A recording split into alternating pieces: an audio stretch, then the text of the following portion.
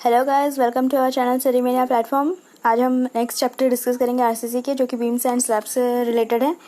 Okay, so let's start. In case of two way slab, the limiting reflection of slab is primarily a function of a long span, बिल्कुल भी नहीं। Primarily a function of the short span, तो deflection जो है primarily a function of the short span है। Okay, in case of the two way slab, option B is correct. Okay, then for limiting deflection point of view, use of high strength steel in RC beam results in, so अगर हम limiting deflection के point of view से देखें तो limiting deflection के लिए क्या करना पड़ेगा। वैसे हमें पता है कि जो डिफ्लेक्शन का वैल्यू निकालते हैं हम इफेक्टिव स्पैन बाय डेप्थ निकालते हैं। अगर डेप्थ का वैल्यू हम इंक्रीज कर देते हैं तो डिफ्लेक्शन वहाँ पे क्या होगा, डिक्रीज होगा। तो हमें यहाँ पे डेप्थ को इंक्रीज करना है, तो option C will be correct. Okay, then design of one way RC slabs for concentrated load is done by, तो यहाँ पे जो हम one way slab RC slab होगा और उसमें कंसंट्रेटेड लोड होगा, तो उसमें उसका जो डिज़ाइन हम करते हैं वो किसके हिसाब से करते हैं, using Pigeaud's moment coefficients. Okay, so option A will be correct. Then 46, shrinkage deflection in case of rectangular beams and slabs can be eliminated by putting, तो अगर हमारा रेक्टेंगुलर स्लैब्स है या बीम है और उसमें श्रिंकेज के वजह से जो डिफ्लेक्शन आ जाता है उसको हम कैसे एलिमिनेट कर सकते हैं। कैसे एलिमिनेट करेंगे, जब हम कंप्रेशन स्टील को टेंशन स्टील से इक्वल कर देंगे तो हमारा जो डिफ्लेक्शन होता है श्रिंकेज की वजह से उसे रोका जा सकता है। Okay, so compression steel is equal to tensile steel. Okay, then a simply supported isotropical reinforced square slab of size 4 metre. Okay, size उसका है 4 मीटर, मतलब उसका लेंथ जो है वो 4 मीटर है, right. And then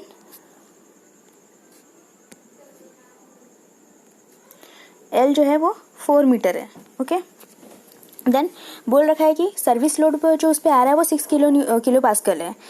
kilo pascal, pascal मतलब newton पर metre square. The thickness of the slab is 120 mm। The moment of resistance कितना है, तो यहाँ पे देखा जाए तो मोमेंट ऑफ रेजिस्टेंस का वैल्यू क्या होता है, m is equal to W L square by 24। Okay, 24, तो यहाँ पे डब्ल्यू यू, ओके, एल का वैल्यू तो मुझे पता है 4, ये है 24, ठीक है। डब्ल्यू यू का वैल्यू कितना होगा, यही मेन मुद्दा आ जाता है। तो क्या करना है, पहले सबसे पहले हमें क्या करना है कि हमें ये जो थिकनेस है, ठीक है, थिकनेस 0.12 मल्टीप्लाई बाय 25, तो यहाँ पे जो unit weight of the concrete है उसके साथ मल्टीप्लाई कर देंगे, जितना वैल्यू आया ओके वो आएगा 3। ओके, तो टोटल लोड जो होगा एक लोड तो आएगा उसके सेल्फ वेट की वजह से, और जो लोड आ रहा है, जो लाइव लोड उसके ऊपर आ रहा है एक्स्ट्रा लोड, उसको कंसिडर करना है। तो सेल्फ वेट जो होगा वो कुछ इतना आएगा 0.12, जो थिकनेस में मीटर में कन्वर्ट की गई, और ये है किलो न्यूटन पर मीटर क्यूब। ठीक है, तो कैंसिल हो गया किलो न्यूटन पर मीटर, तो यहाँ पे जो वैल्यू आ जाएगा 3 सेल्फ वेट का वैल्यू किलो न्यूटन पर मीटर स्क्वायर का आ जाएगा। ओके, सेल्फ वेट का वैल्यू। अगर हमें लाइव लोड जो दिया है 6 दे रखा है, तो हमें अभी लोड निकालना है। तो लोड यहाँ पे हम क्या करते हैं, फैक्टर लोड निकालते हैं, मतलब कि जितना भी लोड है, मतलब वहाँ आया 3, ये 6, तो 3 + 6 हो गया 9, 9 इंटू 1.5, तो फैक्टर लोड निकालेंगे जिसका वैल्यू आ जाएगा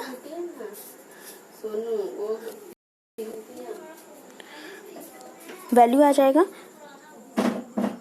9 मल्टीप्लाई बाय 1.5। ओके, जितना वैल्यू आएगा वो आपका आंसर हो जाएगा। समझ में आ गया कैसे करना है, तो देखो मैं सबसे बता देती हूँ। होता क्या है कि सबसे पहले क्या करना है, हमें मोमेंट निकालना है। मोमेंट का वैल्यू जो होता है W L square by 24। Okay, W U L square by 24, तो डब्ल्यू यू जो निकालना है वो हमें निकालना है। एल का वैल्यू हम सबको पता है 4 होता है। ओके, तो क्या करना है, अभी हम लोग को करना क्या है,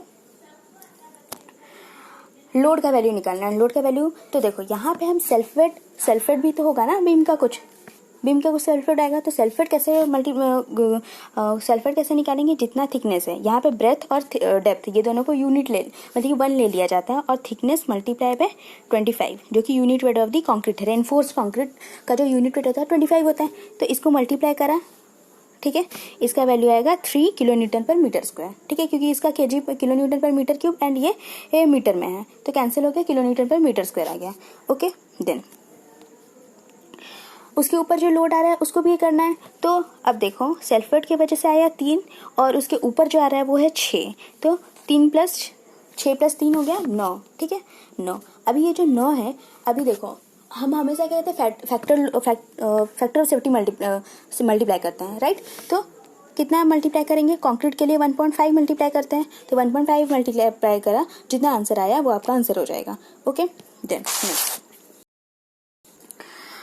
given that D is effective depth, B is width and capital D जो होता है overall depth. Okay, the maximum area of compression reinforcement.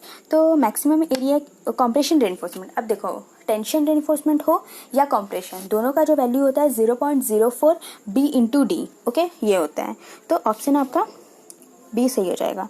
Okay, हाँ कैपिटल डी ही होगा, ये बात ध्यान में रखना है कि कैपिटल डी ही होगा। उसके हम effective depth overall area cross section area लेते हैं ना, तो ओवरऑल डेप्थ ही लिया जाएगा। Okay, then a reinforced concrete slab is 75 mm thick, the maximum size of reinforcement. तो ये बात हमें पता है कि स्लैब के केस में होता क्या है कि जो डाया होता है, डाया जो होता है रेनफोर्समेंट का, जितना हमारा थिकनेस है, ओके, डिवाइडेड बाय 8 होता है। तो यहाँ पे थिकनेस का वैल्यू दिया है, डायमीटर पूछ रखा है, राइट, ये दिया है ना, यहाँ पे दे रखा है, देखो सॉरी, हाँ यहाँ पे दे रखा है, देखो थिकनेस दे रखा है, तो जितना थिकनेस है डिवाइडेड बाय 8 कर देंगे तो हमारा आंसर आ जाएगा। Okay, sorry,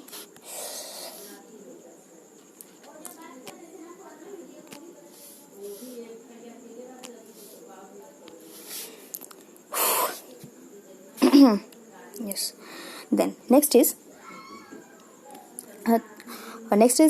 in the design of two-way slab, restraint at all edges, torsional reinforcement required is. तो यहाँ पे जो आंसर होगा आपका नील होगा, ठीक है। और ये वाला जो वैल्यू होता है वो कब होगा, जब हमारा चारों तरफ क्या होगा, वो मतलब चारों एजेस जो होगा वो कुछ सपोर्ट से सपोर्टेड होगा और एक तरफ जो होगा वो कंटिन्यूस होगा, तो हम टॉर्शनल रेनफोर्समेंट यूज कर सकते हैं वहाँ पे, जिसका वैल्यू इतना होगा, ठीक है। लेकिन अभी जो बोल रखा है कि टू वे स्लैब है, रिस्टेंट एट ऑल एजेस, टॉर्शनल कितना होगा, वहाँ पे नील ही होगा, ये कुछ सफिशिएंट नहीं है। Okay, side face reinforcement is provided in a beam when the depth. अब देखो होता क्या है कि ये जो बीम है, ठीक है, बीम का लेंथ अगर ज़्यादा हो जाए ना, तो यहाँ पे ऐसे कुछ डिफ्लेक्ट होने का चांसेस होता है, ठीक है, ज़्यादा लंबा हो जाएगा तो डिफ्लेक्ट होने का चांसेस होता है। तो ये तो हम साइड इन्फोर्समेंट वहाँ दे देते हैं, ठीक है। तो अब देखो टोटल जो दिया जाता है वो 0.1% ऑफ द टोटल एरिया दिया जाता है, वेब एरिया, ठीक है, वेब एरिया। अगर ये है जो है वो टोटल, अगर बोल रखा होगा कि एक साइड में कितना दिया जाएगा, तो इसका डिवाइडेड बाय 2 हम करेंगे, ठीक है।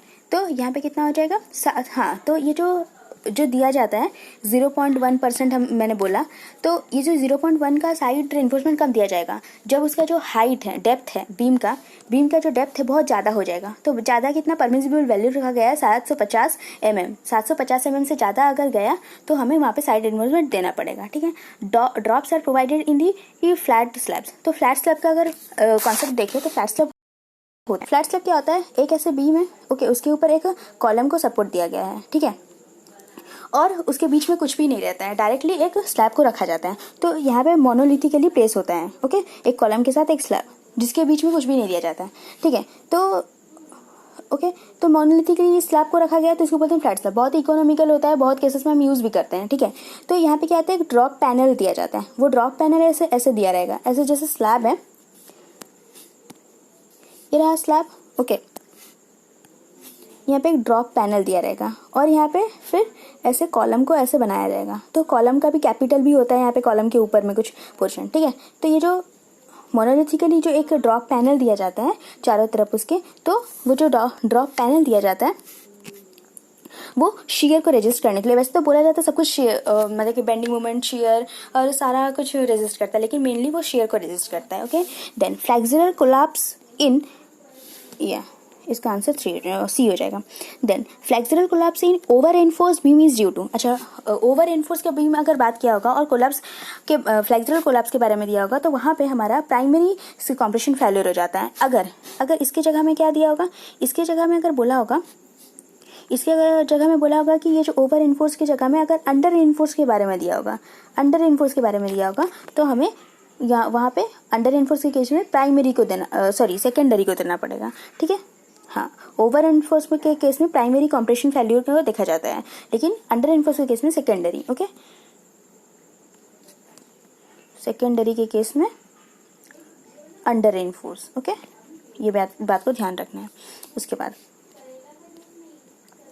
The bending moment coefficients for continuous RC slabs in IS 456-978 code is based on, तो ये जो है ये बेस्ड है इल्स लाइन थ्योरी पे। ठीक है, then the sum of nodal forces at n yield line intersection in a slab is equal to that is 0। Okay, इसका आंसर 0 हो जाएगा, 0। ओके, देन अच्छा, यहाँ पे जो हमें पता है कि ये जो BF है, हमें पता है इफेक्टिव विड्थ है किसका, टी फ्लेम बीम का, एल बी बीम होता है। तो यहाँ पे टी बीम के बारे में दिया है, तो यहाँ पे बोल रखा है ये जो BF है, ये BF क्या होता है, distance between the points of contraflexure और इन ए स्लैब। तो पॉइंट ऑफ कॉन्ट्राफ्लेक्शन क्या होता है, जिस पॉइंट में मूवमेंट का वैल्यू 0 होता है उसे हम बोलते हैं पॉइंट ऑफ कॉन्ट्राफ्लेक्शन। तो ये जो BF जो होता है वो होता है point of contraflexure, distance between the points of contraflexure in a span. Okay, a doubly reinforced beam is considered less economical than a singly reinforced beam because, तो यहाँ पे होता क्या है कि यहाँ पे डबली रेनफोर्स्ड बीम जो होता है मतलब कि लेस इकोनॉमिकल होता है। लेस इकोनॉमिकल क्यों होता है, देखो अभी ओवर एनफोर्स है, ठीक है, ओवर एनफोर्स स्टील जो है वो ज़्यादा है, ठीक है, तो सॉरी डबली रेनफोर्स है। डबली रेनफोर्स के केस में ये क्यों इकोनॉमिकल नहीं होता है, क्योंकि कंप्रेशन का स्टील जो होता है ना वो अंडर स्ट्रेस्ड हो जाता है, इसीलिए। ठीक है, अंडर स्ट्रेस्ड। तो यहाँ पे जो देखो 10 तो डब्ल्यू में क्या होगा, ये न्यूट्रल एक्सिस है तुम्हारा आपका, देन यहाँ पे क्या होगा, यहाँ पे कंप्रेशन जोन है, तो डब्ल्यू में क्या होता है, कंप्रेशन जोन में भी दिया जाता है और टेंशन जोन में भी दिया जाता है, राइट। तो यहाँ पे क्या होता है, जो कंप्रेसिव टेंशन जो होता है वो अंडर स्ट्रेस्ड हो जाता है, इसलिए वो इकोनॉमिकल नहीं होता हमारे लिए। ओके, तो डबली रेनफोर्स हम कहाँ यूज़ करते हैं, अब मान लो हमें बोला गया है तुम्हारा बीम जो रहेगा उसका डेप्थ जो है कांस्टेंट रहेगा, लेकिन स्ट्रेंथ उसके ऊपर और एक्स्ट्रा आ गया, जितना भी लोड आ रहा था अभी और भी ज़्यादा लोड आएगा, तो ज़्यादा लोड आएगा लेकिन डेप्थ उतना ही रहेगा, इसलिए वहाँ पे कोई भी ऑप्शन नहीं रहता, तो हम वहाँ पे डबली रेनफोर्स यूज़ करते हैं। ओके, एज पर IS 456-1978 the vertical deflection limit for beams may generally be assumed to be satisfied provided that the ratio of span to effective depth of a continuous beam of span up to 10 metre. देखो यहाँ पे एक चीज़ देखना है मुझे, यहाँ पे beam के बारे में दिए रखा है, ऊपर से फिर बोल रखा है कंटिन्यूस बीम है, उस पर तो ratio of the span to deflection, span to effective depth. तो स्पैन टू इफेक्टिव डेप्थ क्या होता है, डिफ्लेक्शन होता है और कंटिन्यूस बीम के लिए, और इन case of the beam continuous beam में और अप टू 10 मीटर। तो अप टू 10 मीटर का बात बोला है, तो अगर देखा जाए कैंटिलीवर के लिए कितना होता है,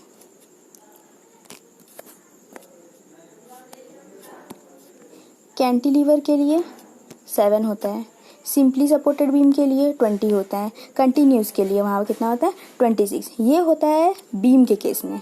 ओके, स्लैब के भी केस में अलग होता है, वो डिपेंड करता है depending upon the grade of the steel, कौन सी ग्रेड का स्टील है। Okay, then next negative bend, हाँ तो यहाँ पे ऑप्शन बी करेक्ट हो जाएगा, 26 कंटिन्यूस के लिए 26 होगा। Okay, then negative moment in reinforced concrete beams at the location of supports, negative moment in reinforced concrete beam, okay, at the location of the supports is generally much higher than the positive span moment। okay, जो negative होता क्या है कि जो हमारा beam होता है support में नेगेटिव मोमेंट का जो वैल्यू होता है वो बहुत ज़्यादा होता है then the positive span moment. Okay, so this is primary due to curvature at the supports being very high. Okay, it is primary due to the curvature at the supports. तो यहाँ पे क्या होता है, इसका रीज़न क्या है कि हमारा जो सपोर्ट है ना, जैसे एक बीम है इसमें सपोर्ट है, तो सपोर्ट में क्या होता है कि हमारा जो नेगेटिव बेंडिंग मोमेंट जो होता है वो बहुत ज़्यादा हो जाता है एज़ कम्पेयर टू पॉजिटिव। ठीक है, तो पॉजिटिव से नेगेटिव ज़्यादा हो जाता है, तो इसका रीज़न क्या होता है कि जो कर्वेचर होता है सपोर्ट में वो बहुत ज़्यादा होता है। ठीक है, ये एक पॉइंट है, तो उसी केस में ज़्यादा हो जाता है। इन RCC बीम और breadth B and overall depth D। Okay, अब यहाँ पे जो डेप्थ है, ओवरऑल डेप्थ 750 mm से एग्जिट हो रहा है, तो मुझे पता है जब डेप्थ 750 mm से एग्जिट हो जा रहा है, अब मान लो ये बीम है, अब इसका जो डेप्थ है वो 750 mm से एग्जिट हो जा रहा है। ठीक है, एग्जिट हो जा रहा है, अब एग्जिट हो जा रहा है, मुझे साइड रेनफोर्समेंट देना पड़ेगा, तो वो साइड रेनफोर्समेंट कितना दिया जाता है 0.1%। तो देखो इसके बाद हम अगर दूसरा नहीं भी देखें तो चलेगा। अराइवल मैक्सिमम टेंशन रेनफोर्समेंट तो 0.04 BD जो कि दे रखा है, ठीक है। तो इस केस में अगर ऑप्शन ऐसा हो तो एक क्वेश्चन का आंसर पता भी रहे तो दूसरा एक का अगर आंसर मुझे पता है तो दूसरा का हम आराम से निकाल सकते हैं। ओके, सो आज के लिए इतना ही। वीडियो अच्छा लगे तो प्लीज़ लाइक करें एंड हमारे चैनल को सब्सक्राइब करें। Thank you.